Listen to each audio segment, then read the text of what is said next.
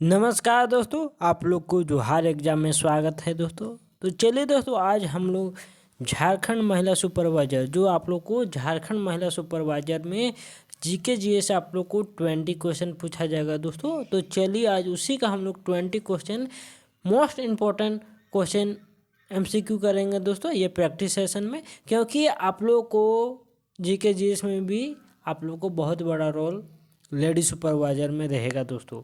कि कोई सब स्टूडेंट तो अपना स्पेसिफिक सब्जेक्ट को स्ट्रॉन्ग करेगा, जो जीके जीएस मैथ और साइंस में ज़्यादा ध्यान देगा उसका ही सिलेक्शन तय है दोस्तों, समझे। ये सब्जेक्ट को भी आप लोग स्ट्रॉन्ग कर लीजिए दोस्तों, तब जाके आप लोग को झारखंड महिला सुपरवाइजर में देखिएगा कि कितना स्कोर आप लोग को 100 से प्लस आएगा दोस्तों, समझे। तो इसीलिए आप लोग जीके जीएस को भी इग्नोर मत कीजिएगा दोस्तों। जीके जीएस में जो भी टॉपिक आप लोग को दिया हुआ है, भाषा, लिपि, खेलकूद, राजधानी, पर्यावरण, ये सभी पंचवर्षीय योजना, ये सभी टॉपिक को आप लोग अच्छे से प्रैक्टिस कीजिए दोस्तों, बारीकी से। तो इस प्रैक्टिस सेशन में ये सभी टॉपिक शामिल किया गया है दोस्तों, जिससे कि आप लोग को बार बार रिवीजन हो। क्योंकि आप लोग को इसी से आप लोग को क्वेश्चन पूछेगा दोस्तों। भाषा लिपि होगा, पंचवर्षीय योजना होगा, पंचायती राज होगा, यही सबसे पूछेगा। आप लोग को हिस्ट्री, भूगोल और इकोनॉमिक्स ज़्यादा खंगालना नहीं है। आप लोग को बस अपना जो लेडी सुपरवाइजर में आप लोग को जो भी जीके जीएस में टॉपिक दिया हुआ है सामान्य अध्ययन में, उसको बस आप लोग देख लीजिए। तो चलिए दोस्तों, हम लोग आज का ये जीके जीएस का प्रैक्टिस सेशन स्टार्ट करते हैं दोस्तों। देखिए दोस्तों, आप लोग अभी जो है एग्जाम में संपर्क करके टेस्ट सीरीज प्राप्त कर सकते हैं दोस्तों। पेपर 1, पेपर 2 और पेपर 3 का कोई भी सब्जेक्ट आप लोग जो है एग्जाम में संपर्क करके आप लोग टेस्ट सीरीज प्राप्त कर सकते हैं दोस्तों। तो चलिए दोस्तों, आज के लिए हम लोग सामान्य अध्ययन का क्वेश्चन को देखते हैं। देखिए दोस्तों, ये फर्स्ट क्वेश्चन में है आप लोग को, ये क्वेश्चन नंबर फर्स्ट है दोस्तों। आप लोग को क्या है, क्वेश्चन नंबर फर्स्ट है। तो देखिए, इसमें लिपि से क्वेश्चन पूछा हुआ है दोस्तों, इसमें लिपि से। तो देखिए क्या बोल रहा है कि क्वेश्चन कि ब्राह्मी लिपि भारत की अधिकांश लिपियों की जननी है। ये आप लोग को ये इसमें बताना दोस्तों, ये क्वेश्चन है। तो देखिए क्या है कि ब्राह्मी लिपि भारत की अधिकांश लिपियों की जननी है, क्या ये सही है? क्या ब्राह्मी लिपि दक्षिणी धारा में कुटिल लिपि सम्मिलित है या मौर्य साम्राज्य?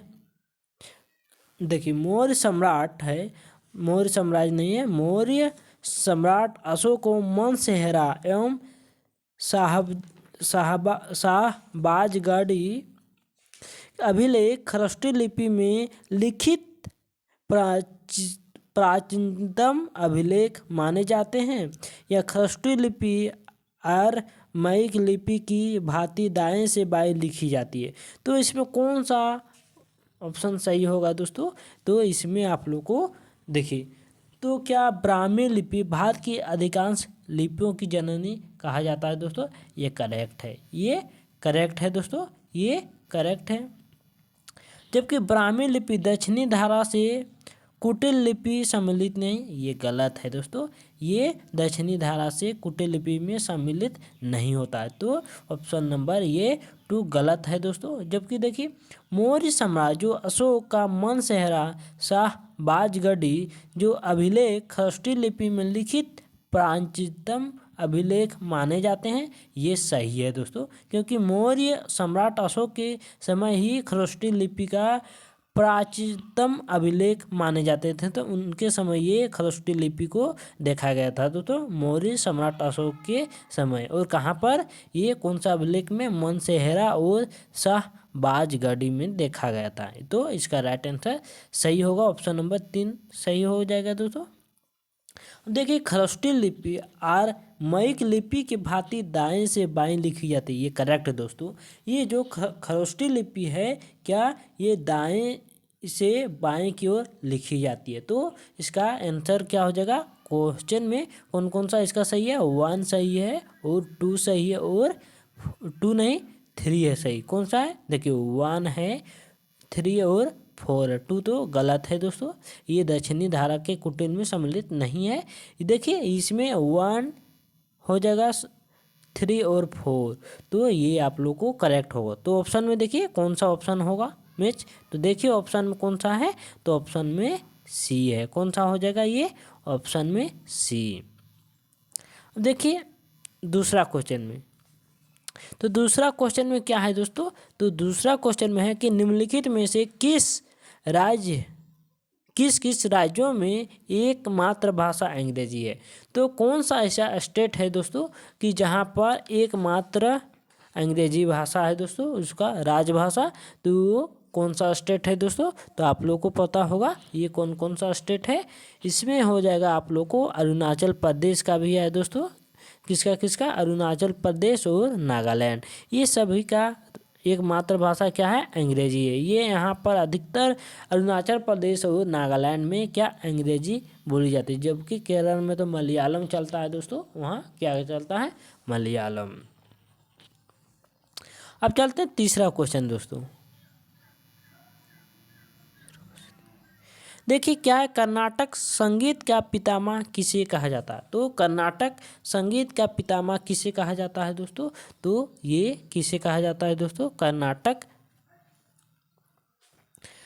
जो कर्नाटक संगीत का पितामह किसे कहा जाता है, तो त्यागराज को, श्याम शास्त्री को, विष्णु नारायण को।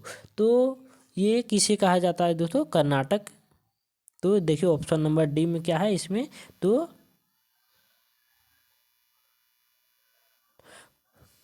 क्या है डी में, तो पुरंदर दास है। कौन है, पुरंदर दास है।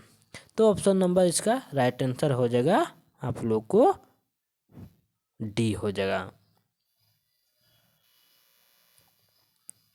अब देखिए क्या स्वदेशी और बहिष्कार पहली बार किस घटना के दौरान संघर्ष की विधि के रूप में अपनाए गए थे। तो स्वदेशी और जो बहिष्कार का पहली किस घटना के द्वारा संघर्ष की विधि अपनाए गए थे, तो कौन सा आंदोलन था ये दोस्तों, तो बंगाल विभाजन के विरुद्ध आंदोलन, होम रूल आंदोलन, असहयोग आंदोलन, या साइमन कमीशन भारत यात्रा। तो इसका राइट आंसर क्या हो जाएगा दोस्तों, तो ये हो जाएगा आप लोग को ऑप्शन नंबर क्या हो जाएगा, ये हो जाएगा बंगाल विभाजन के विरुद्ध में आंदोलन हुआ था दोस्तों। ये स्वदेशी और बहिष्कार जो पहली बार बंगाल विभाजन में विरुद्ध या आंदोलन घटना के दौरान संघर्ष की विधि के रूप में अपनाए गए थे दोस्तों। तो इसका ऑप्शन नंबर ए हो जाएगा। अब देखिए थोड़ा टफ हार्ड क्वेश्चन है, थोड़ा टफ है क्वेश्चन, इसे आप लोग सही आप लोग का नहीं हो रहा तो नर्वस मत होइएगा। देखिए क्या है कि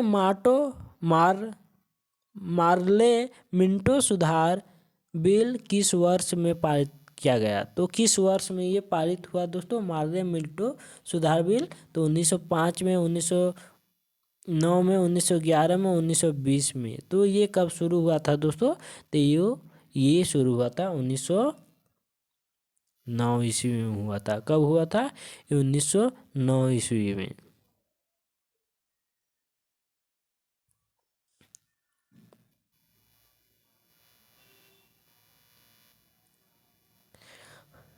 अब देखिए क्या, निम्नलिखित भारतीय राष्ट्रीय कांग्रेस के किस अधिवेशन में महात्मा गांधी को चंपारण के किसानों की समस्याओं से अवगत कराया गया था। तो वो कौन सा अधिवेशन था, तो बनारस अधिवेशन 1905, कलकत्ता अधिवेशन 1906, सूरत अधिवेशन 1907, लखनऊ अधिवेशन 1916। तो ये कौन सा अधिवेशन था दोस्तों, जो भारतीय राष्ट्रीय कांग्रेस ने महात्मा गांधी को चंपारण की किसानों की समस्याओं को अवगत कराए थे। तो ये कौन सा समस्या था, तो ये था दोस्तों आप लोग को 1916 लखनऊ अधिवेशन में। आगे देखिए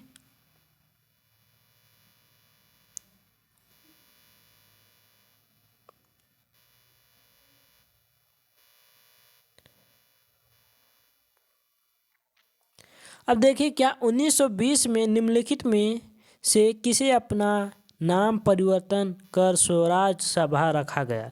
तो किसका नाम परिवर्तन करके स्वराज सभा रखा गया था दोस्तों?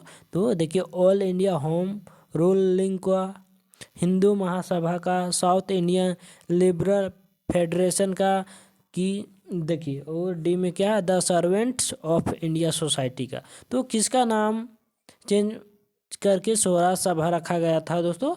तो ये रखा गया था आप लोग को दोस्तों, तो ये all India home rule link को नाम रखा गया था दोस्तों स्वराज सभा, जो कब रखा गया था? 1920 ईस्वी में। तो इस समय इसके अध्यक्ष कौन थे दोस्तों? तो महात्मा गांधी थे, और इन्हीं के देख रेख में ये नाम चेंज हुआ था दोस्तों, स्वराज सभा रखा गया all India home rule link का। अब आगे देखिए क्या है कि 8वां क्वेश्चन में है कि भारत का अपने पड़ोसी देश के मध्य अंतर्राष्ट्रीय सीमा के विस्तार का अवरोही क्रम है। देखिए, इसमें अवरोही क्रम है, क्या है, कौन सा है अवरोही सही क्रम? देखिए इसमें तो चीन है, बांग्लादेश है, पाकिस्तान है, नेपाल है, पाकिस्तान है, चीन है, बांग्लादेश है, नेपाल, पाकिस्तान, बांग्लादेश, चीन, पाकिस्तान, नेपाल, चीन, बांग्लादेश। तो इसका राइट आंसर क्या हो जाएगा दोस्तों? तो ये हो जाएगा आप लोग को ऑप्शन नंबर बी, ये देखिए दोस्तों, नेपाल, पाकिस्तान, चीन और बांग्लादेश। तो इसमें बोला गया था दोस्तों, तो आप लोग को क्वेश्चन में क्या बोला गया था कि सबसे कम, तो सबसे कम किसका था दोस्तों? तो इसमें सबसे कम आप लोग को चारों में देख रहे होंगे तो नेपाल का है। तो नेपाल का सबसे कम है दोस्तों, तो इसमें घटते से बढ़ते क्रम में हम लोग को जाना है। तो नेपाल का कितना है दोस्तों?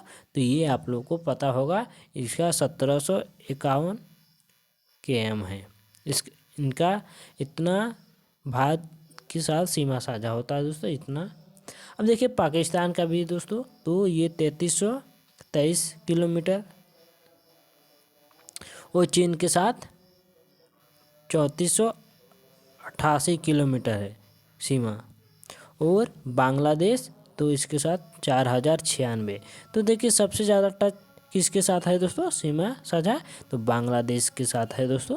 तो इसका right answer option number B हो जाएगा। ये घटते क्रम से नहीं ये सबसे कम इसका है, सबसे पाकिस्तान का, उसके बाद चीन का, उसके बाद बांग्लादेश। तो इसका right answer option number B हो जाएगा। देखिए हिमालय पर्वत श्रृंखला के 2 श्रेणियां के बीच में सिंधु नदी अपवाहित होती है। तो कौन सा श्रेणी में होते हैं दोस्तों? लद्दाख एवं पीर पंजाब श्रेणी में, लद्दाख एवं बनी हान श्रेणी में, लद्दाख एवं जास्कर श्रेणियाँ में, या इनमें से कोई नहीं। तो इसका राइट आंसर क्या हो जाएगा दोस्तों? तो ये ऑप्शन नंबर सी हो जाएगा, लद्दाख और जास्कर श्रेणियाँ में। देखिए क्या है, पीर पंजाल श्रेणी पाई जाती है। तो ये पीर पंजाल श्रेणी कहाँ पाई जाती है दोस्तों? अरुणाचल प्रदेश में, जम्मू कश्मीर में, पंजाब में, उत्तराखंड में। तो ये कहाँ पाई जाती है दोस्तों? तो ये आप लोग को मालूम होगा, पीर पंजाल कहाँ पाई जाती है? तो ये पाई जाती है दोस्तों आप लोग को जम्मू कश्मीर में।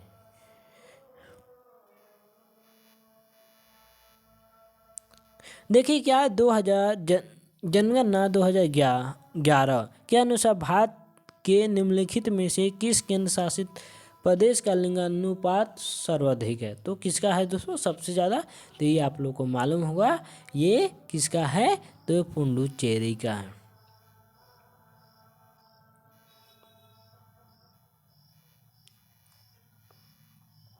देखिए इसमें सुमिलित क्या ना है दोस्तों, कि इसमें कौन सा सुमिलित है? हुंडरू जलप्रपात स्वर्णरेखा नदी पर है, ये करेक्ट है दोस्तों। ये चचाई प्रपात ये बेहड़ नदी पर है, ये भी सही है दोस्तों।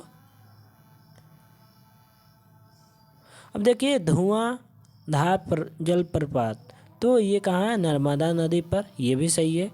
जबकि बूढ़ा घाट जलप्रपात ये कांची नदी पर नहीं है दोस्तों, ये कहाँ पर है दोस्तों? बूढ़ा घाघ जलप्रपात, तो ये बूढ़ा नदी पर है। कहाँ है? बूढ़ा नदी पर, ये झारखंड में स्थित है। अब देखिए इसमें क्या है कि क्वेश्चन नंबर 13 में कि मूल भारतीय संविधान के कितने भाग, अनुच्छेद और अनुसूची हैं? तो कितने भाग और कितने अनुच्छेद और कितने अनुसूची हैं? तो कितने भाग हैं दोस्तों? तो आप लोगों को मालूम होगा कितने भाग हैं, 22 भाग हैं। कितने हैं? 22 भाग। और कुल कितने अनुच्छेद हैं? तो 395 है। कितने हैं? 395। और अनुसूची 8 है। तो इसका right answer option number A हो जाएगा। इसमें भाग कितना है? तो 22 है। कुल अनुच्छेद 395 और 8 अनुसूची है। तो इसका right answer option number A हो जाएगा। तो ये ए बी सी और डी रॉन्ग हो जाएगा दोस्तों, गलत हो जाएगा। देखिए क्या निम्नलिखित में किस समिति आयोग ने न्याय पंचायतों की गठन की सिफारिश की है? तो निम्नलिखित में कौन सा जो समिति आयोग है जो न्याय पंचायतों की गठन की है दोस्तों? तो ये बलवंत राय मेहता समिति, अशोक मेहता समिति, जी.वी. के राव समिति, सहकारी आयोग। तो कौन की है दोस्तों? तो इसमें कौन सी समिति का गठन हुआ है? तो ये पंचायतों के लिए, तो आप लोग को मालूम हो, अशोक मेहता समिति। आगे देखिए 15 नंबर क्वेश्चन में क्या है कि भारत के कल्याणकारी राज्य होने का विचार पाया जाता है। तो किसे पाया जाता है? संविधान की प्रस्तावना में, मौलिक अधिकारों में, राज्य के नीति निर्देशक तत्वों में, और भी दोनों। तो इसका राइट आंसर क्या हो जाएगा दोस्तों? कि भारत के कल्याणकारी राज्य होने का विचार पाया जाता है दोस्तों। तो ये किसे पाया जाता है दोस्तों? तो ये और भी दोनों हो जाएगा, संविधान की प्रस्तावना में और मौलिक अधिकार में, जबकि राज्य के नैतिक निर्देशक तत्वों में नहीं है दोस्तों। तो इसका राइट आंसर क्या हो जाएगा? ऑप्शन नंबर डी हो जाएगा। कौन सा हो जाएगा? डी हो जाएगा।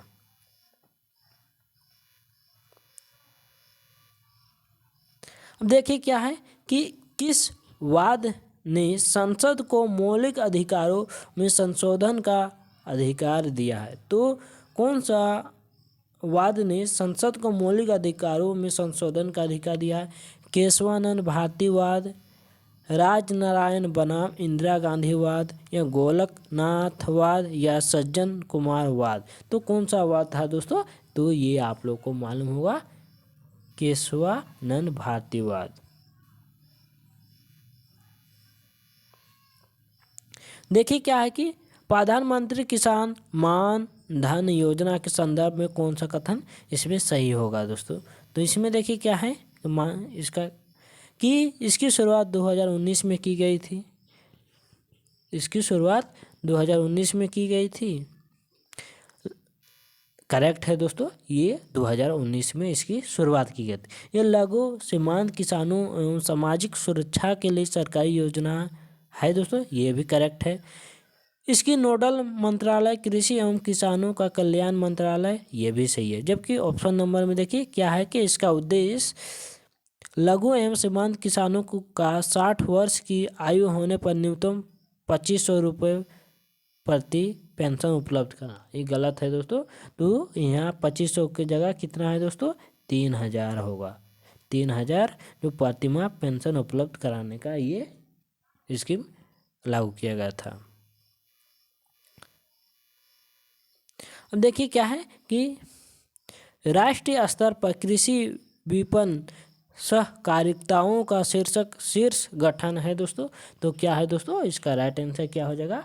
तो ये हो जाएगा ऑप्शन नंबर FCI होगा, या नेफेड होगा, या नेशनल कोऑपरेटिव यूनियन होगा, या राष्ट्रीय कृषि विपणन परिषद होगा। तो इसका राइट आंसर क्या हो जाएगा? उपरोक्त में क्या हो जाएगा? उपरोक्त में तो यहाँ नहीं है दोस्तों, इसका हो जाएगा ऑप्शन नंबर बी हो जाएगा। कौन सा हो जाएगा? बी, नेफेड। देखिए 19 नंबर क्वेश्चन में क्या है कि भारत में निम्नलिखित में से कौन राज्य कोषीय नीति निरूपित करता है? तो कौन राज्य कोषीय नीति निरूपित करता है? वित्त मंत्रालय, वित्त आयोग, रिजर्व बैंक ऑफ इंडिया, योजना आयोग। तो कौन करता है दोस्तों? तो ये आप लोग को पता होगा दोस्तों, ये कौन करता है? तो ये आप लोग को करता है वित्त मंत्रालय। अब देखिए इसमें क्या है, नवीं पंचवर्षीय योजना के अंतर्गत आर्थिक विकास का दर जो निर्धारित की गई है वह कितना है? 3%, 6.5%, 10% या 4%। तो कितना है दोस्तों? तो ये है आप लोग को 6.5% है दोस्तों, जो नवीं पंचवर्षीय योजना के अंतर्गत ये आर्थिक दर निर्धारित किया गया था। और ये नवीं पंचवर्षीय योजना कब हुआ था? तो ये 1997 से 2002 के बीच में हुआ था, 2002 के बीच में हुआ था दोस्तों। तो चलिए दोस्तों, आज के लिए हम लोग समाप्त करते हैं, फिर मिलते हैं नेक्स्ट क्लास में।